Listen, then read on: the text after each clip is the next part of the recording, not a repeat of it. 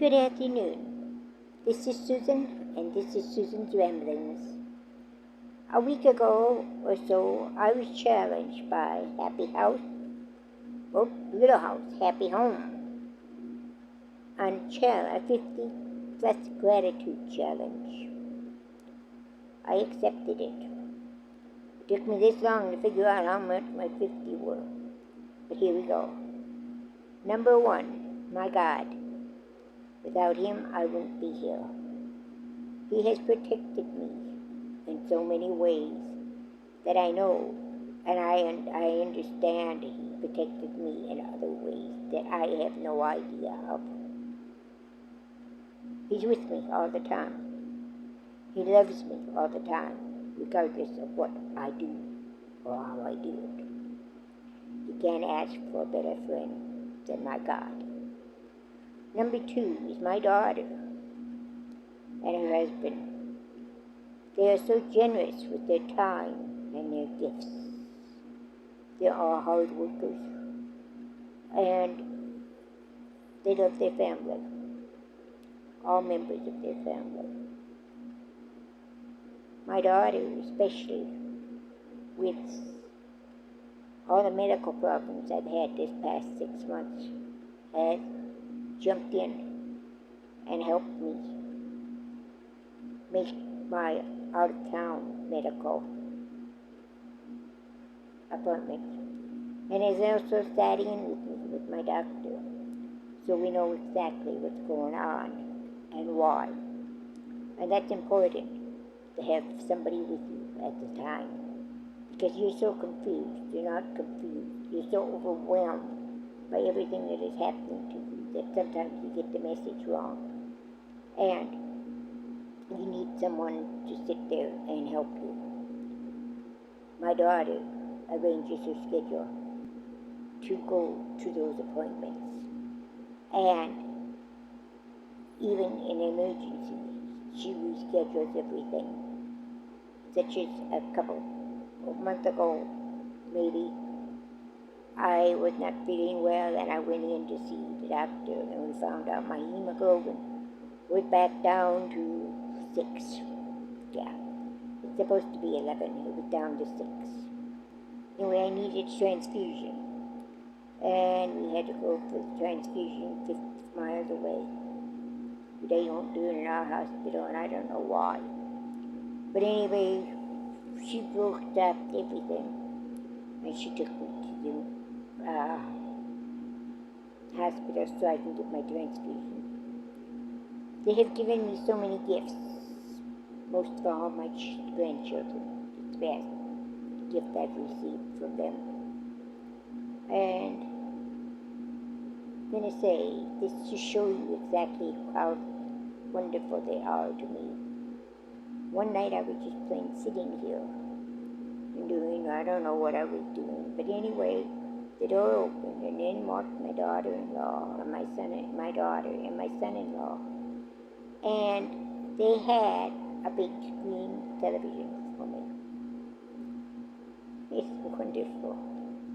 I didn't know how much I was missing until they put that in, and it has all the perks and everything you want with it. So I was able to cut cable, simply because I've got all those channels that I can access. And I never watched cable anyway, really.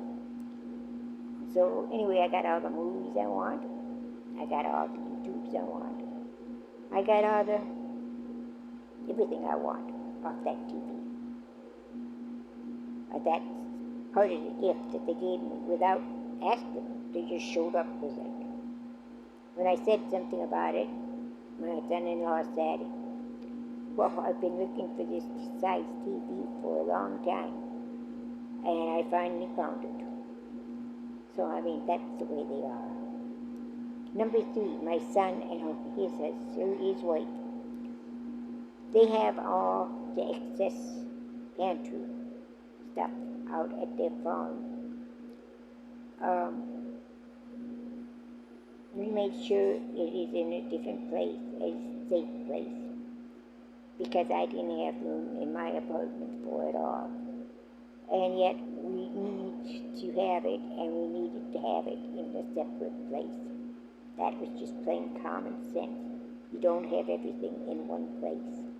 So my son volunteered his basement and his upstairs rooms, excess rooms, for my stock. And if I want something, all I have to do is give them a call and tell them what I want. Or better yet, have them pick me up anytime. Take me out to the farm, and then let me pick what I want, and I come back. All my canned, not all my canned goods, all my home canned stuff, not all of it. A lot of home canned stuff, I should say. My dehydrated, home canned jars. My dehydrated foods are in food savers. Other food is in food savers, such as pasta, mashed potato flakes, and so forth. Flour. My sugar is out there. I got two big, I have one big sugar one. I'll have a second one this week. And they will go out there. So I have enough sugar.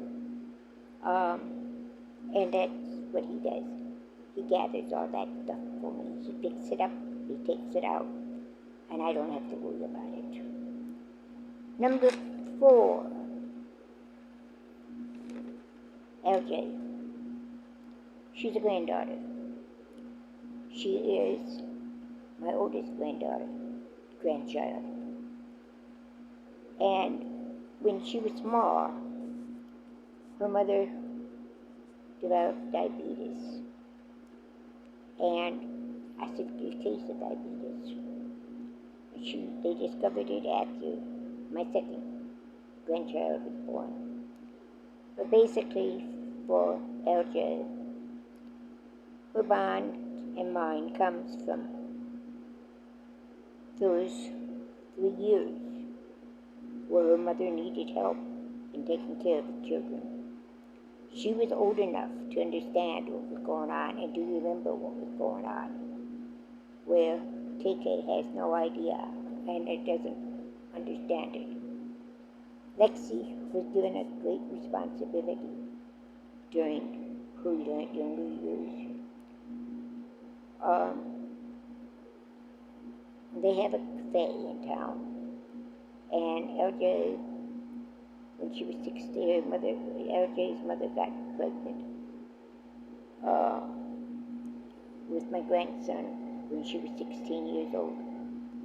And her mother required a lot of bed rest. But somebody had to open that cafe at 6 o'clock. And many days, and I mean many days, most days, LJ would go to the cafe at 5 o'clock in the morning, get it ready to open it up, work until 7:30.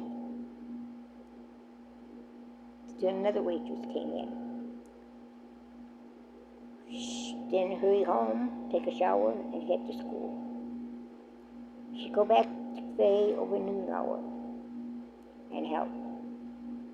And then, a lot of times after school, she would help again. This was when she was 16 years old. She just did it. That's the kind of person she is. She just steps in when you need help. She's a wonderful mother to my great-grandchildren, and they couldn't have a better mother. She loves the family. She loves all of her family. Like I said, we have a special bond. Number 5 is KK. That girl, his granddaughter, second grandchild. She's amazing. Whatever KK decides to do, KK does. And it doesn't matter what it is. She knows she can do it. And she's never challenged. I should say she challenges herself all the time. When she was younger, she loved to swim competitively. And she did all sports, volleyball, basketball. Nope, no track. Basketball, though, was one of her favorites. So when she got to be a senior in high school, she had all these scouts after her. In fact, one scout had been talking to her since she was a freshman in high school. Anyway, she had a choice of a swimming scholarship or a basketball scholarship. And we really expected her to take the swimming scholarship. But she surprised us. Boy, did she surprise us. She decided not to take any of those scholarships. She'd been offered a scholarship in swimming, in volleyball, and in basketball, and she said no to all of them. She explained to us that she'd been swimming since she was 7 years old, swimming and playing basketball since she was 7 years old. And she was tired of it. She needed a break.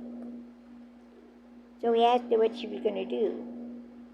She was going to go to another college with no scholarship. She'd do it herself. And she did. She graduated in 3 years. She had a 4-year program, and she was done in 3 years. And then she was had to have an internship in that program. And she went to New Zealand for her internship.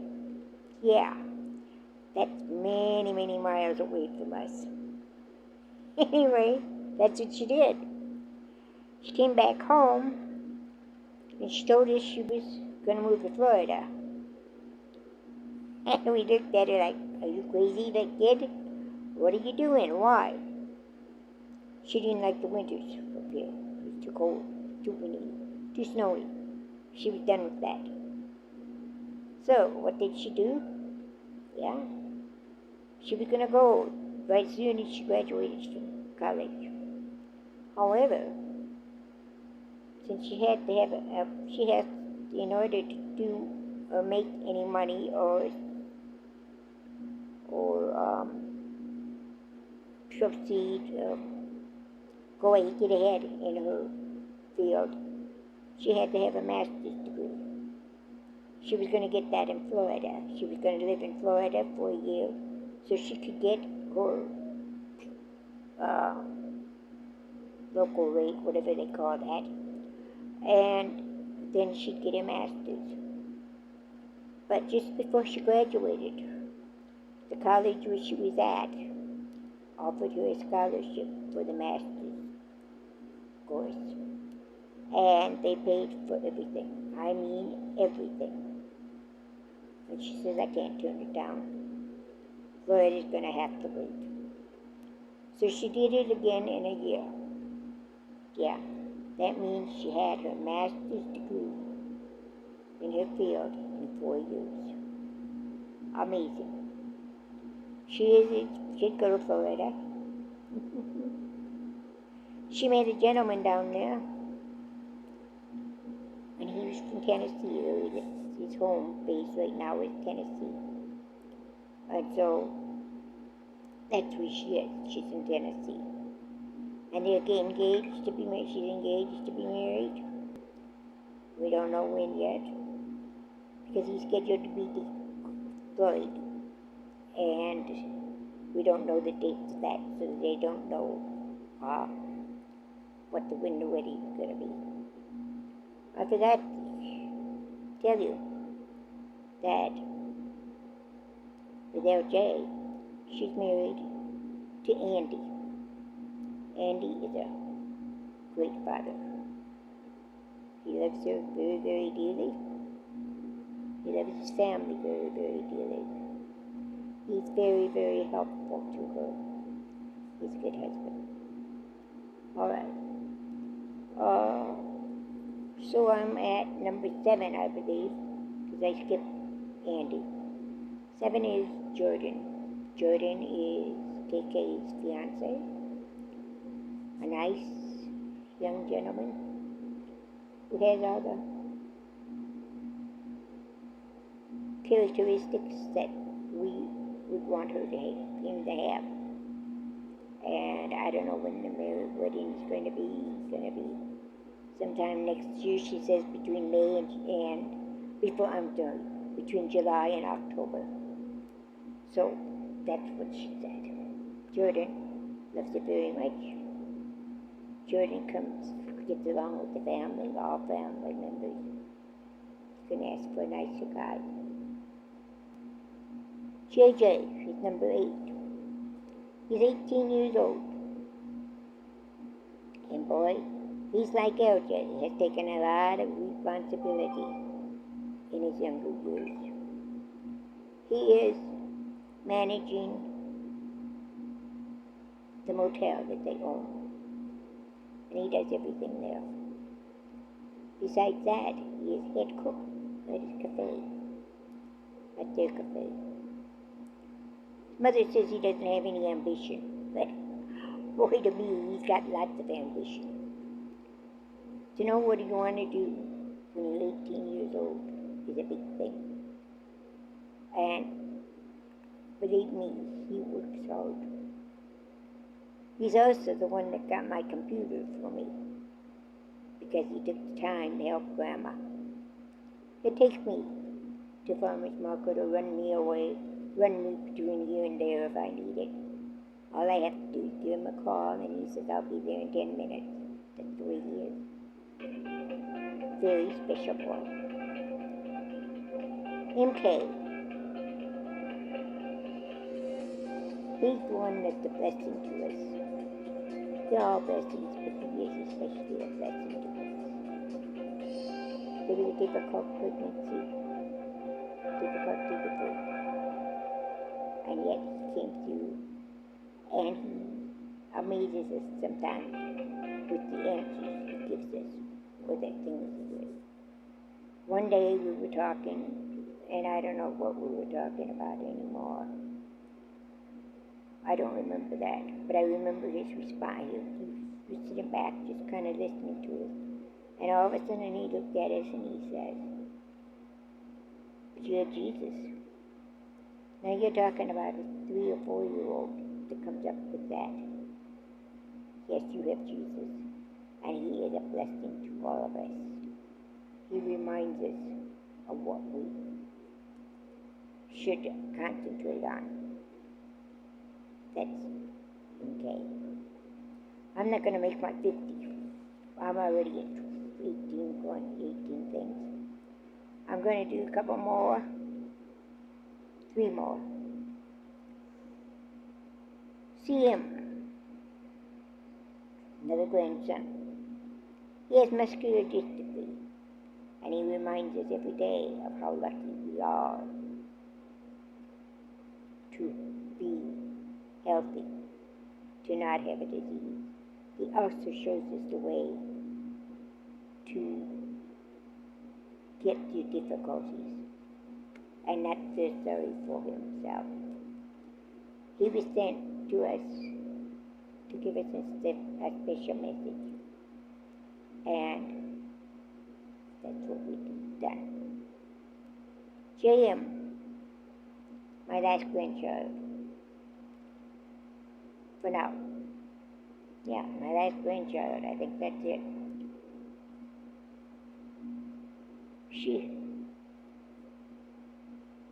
We're lucky to have her, okay?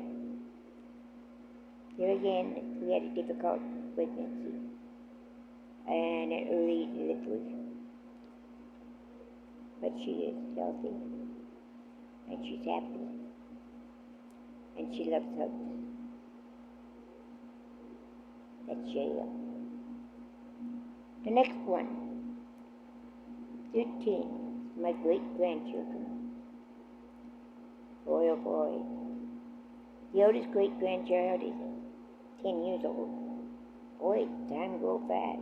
And the youngest will be a year next month. They keep me young. And I love it when I walk in, and all of a sudden I have 4 of them around me, wanting a hug, or wanting something else, or giving me a toy that they have. They keep me young. They keep me happy. And I love them dearly. That's it for today. We hit 20 minutes. I'll have to do the rest of it later. Probably takes me 3 days the way it's going, okay? At least, because I'm only on number 13. Have a great day. God bless.